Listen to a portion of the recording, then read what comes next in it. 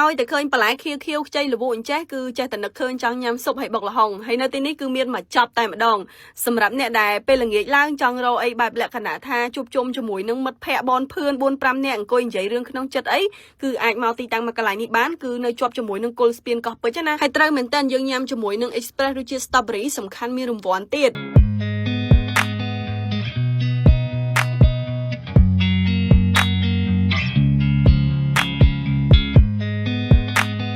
ហាងឡាសែនហេងអ្នកណាដែលថាមិនស្គាល់ហាងគេលំប៉ុណ្ណាណៃជាប់ជាមួយនឹងគល់ស្ពានកោះពេជ្រហើយឥឡូវនេះគាត់ទៅរៀបចំហាងថ្មីស្អាតមែនតើចង់បានជាលក្ខណៈថា open space ចេះក៏បានឬមួយក៏ចង់អង្គុយនៅខាងក្នុងក៏បានដែរនិយាយទៅគឺមកស្អាតតែម្ដងហើយយើងចូលមកដល់ខាងបន្លែវិញពុកម៉ែបងប្អូនដោយផ្សារលក់បន្លែមួយអញ្ចឹងគឺថាគាត់រៀបចំចេញមកទំនងមែនតើហើយជាពិសេសគឺគាត់លាងសម្អាតបានល្អ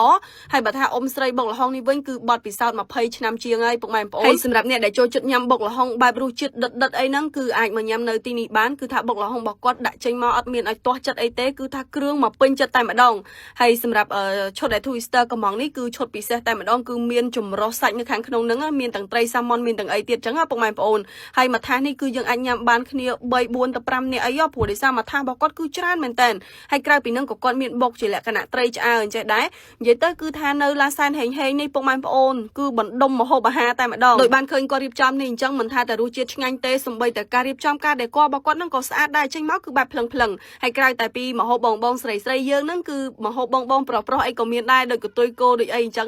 ហើយសម្រាប់ Twister គឺទៅជាមួយនឹង Express យើងញ៉ាំជាប្រភេទម្ហូបអាហារបែបនេះជាពិសេស hot soup ក្តៅបាញ់ញើសអីហ្នឹងបានញ៉ាំជាមួយនឹង Express រសជាតិ Strawberry កោះចាក់ដាក់តកត្រជាក់អញ្ចេះគឺថាឆ្ងាញ់មែនតើសំខាន់រូបរាងកំប៉ុងរបស់គេគឺថាមើលពីខាងណាក៏ឆ្វាចដែររាងអេមតែម្ដងណាហើយសំខាន់ណាពុកម៉ែបងប្អូន Express ក្រៅតែពីឆ្ងាញ់ហើយគឺមានរង្វាន់ទៀតដែលរង្វាន់របស់គេហ្នឹងគឺមានរថយន្ត Toyota Ray ម៉ូតូ Honda Beat ទូរស័ព្ទ Samsung Galaxy A55 និងលុយសិតរាប់លានរង្វាន់ទៀតអញ្ចឹងនៅពេលដែលញ៉ាំកុំភ្លេចមើលគម្របកំប៉ុងប្រយ័ត្នត្រូវដែលដឹងខ្លួន Twister យកអស់